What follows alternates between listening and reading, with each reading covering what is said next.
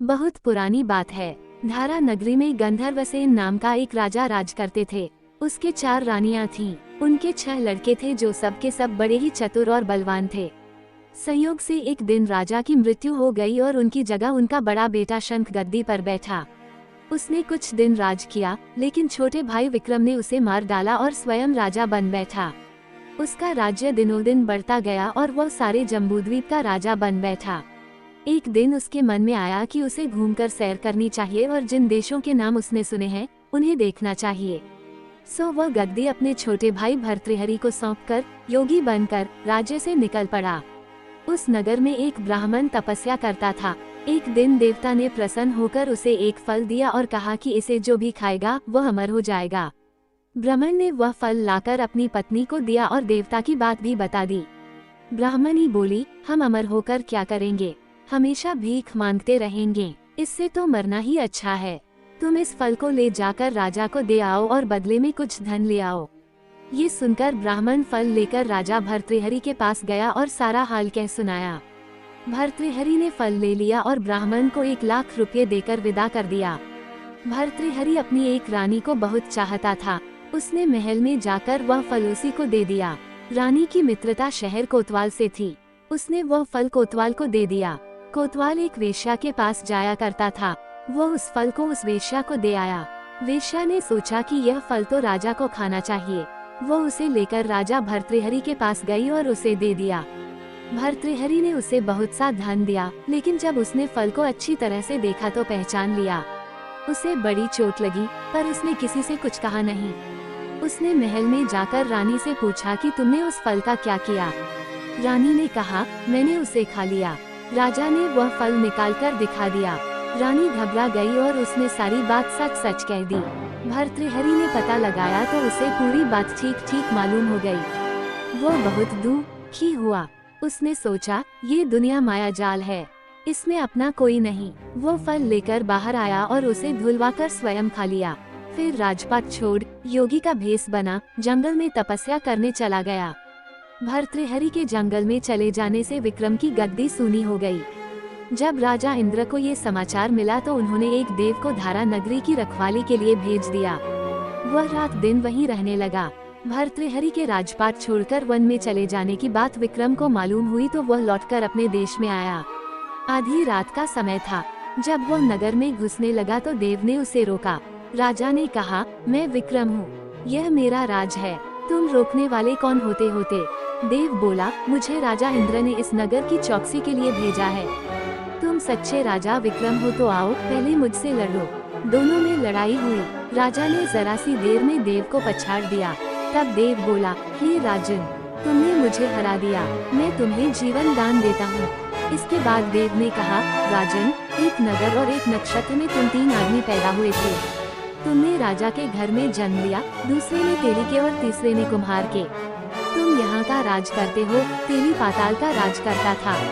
कुम्हार ने योग साधकर तेली को मारकर शमशान में पिशाच बना सिरस के पेड़ से लटका दिया है। अब वो तुम्हें मारने की फिराक में है, उससे सावधान रहना। इतना कहकर देव चला गया और राजा महल में आ गया। राजा को वापस आया देख सबको बड़ी खुशी हुई। नगर में आनंद मनाया गया। राजा फिर राज करने लगा। एक दिन की बात है कि शांतिशील नाम का एक योगी राजा के पास दरबार में आया और उसे एक फल देकर चला गया। राजा को आशंका हुई कि देव ने जिस आदमी को बताया था, कहीं यह वही तो नहीं है। ये सोच उसने फल नहीं खाया, भंडारी को दे दिया। योगी आता और राजा को एक फल दे जाता। संयोग से एक दिन राजा अपना अस्तबल देखने गया था। योगी वहीं पहुंच और फल राजा के हाथ में दे दिया। राजा ने उसे उछाला तो वह हाथ से छूटकर धरती पर गिर पड़ा। उसी समय एक बंदर ने झपटकर उसे उठा लिया और तोड़ डाला। उसमें से एक लाल निकला, जिसकी चमक से सबकी आंखें चौंधिया गईं। राजा को बड़ा अचरज हुआ। उसने योगी से पूछा, आप ये लाल मुझे रोज क्यों दे जाते हैं। योगी ने जवाब दिया, महाराज, राजा, गुरु, ज्योतिषी, वैद्य और बेटी, इनके घर कभी खाली हाथ नहीं जाना चाहिए। राजा ने भंडारी को बुलाकर पीछे के सब फल मंगवाए।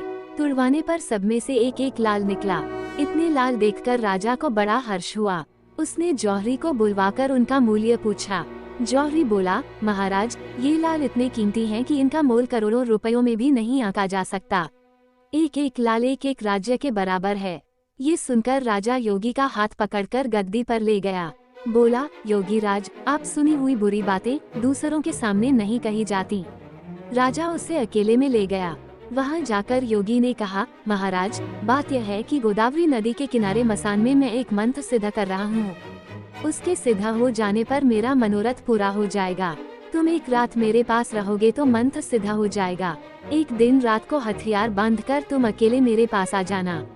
राजा ने कहा, अच्छी बात है। इसके उपरांत योगी दिन और समय बताकर अपने मठ में चला गया। वह दिन आने पर राजा अकेला वहां पहुंचा। योगी ने उसे अपने पास बिठा लिया। थोड़ी देर बैठकर राजा ने पूछा, महाराज, मेरे लिए क्या आज्ञा है? योगी ने कहा, राजन, यहाँ से दक्षिण दिशा में 2 कोस की दूरी पर मसान में एक सिरस के पेड़ पर एक मुर्दा लटका है। उसे मेरे पास ले आओ, तब तक मैं यहाँ पूजा करता हूँ। ये सुनकर राजा वहाँ से चल दिया। बड़ी भयंकर रात थी। चारों ओर अंधेरा फैला था। पानी बरस रहा था। भूत प्रेत शोर मचा रहे थे।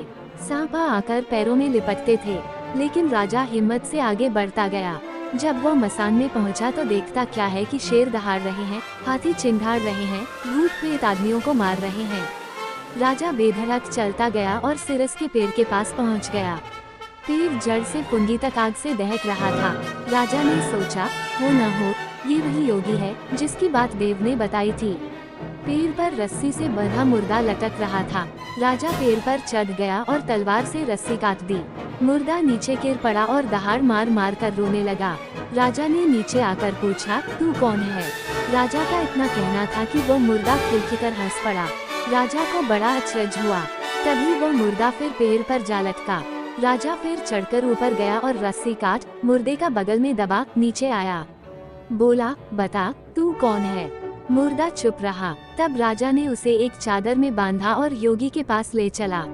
रास्ते में वह मुर्दा बोला, मैं बेताल हूँ। तू कौन है और मुझे कहाँ ले जा रहा है? राजा ने कहा, मेरा नाम विक्रम है। मैं धारा नगरी का राजा हूँ। मैं तुझे योगी के पास ले जा रहा हूँ। बेताल बोला, मैं एक शर्त पर चलूंगा। अगर तू रास्ते में बोलेगा तो मैं लौटकर पेड़ पर जा लटकूंगा। राजा ने उसकी बात मान ली। फिर बेताल बोला, पंडित, चतुर और ज्ञानी, इनके दिन अच्छी अच्छी बातों में बीतते हैं, जबकि मूर्खों के दिन कला और नींद में। अच्छा होगा कि हमारी राह भली बातों की चर्चा में बीत जाए।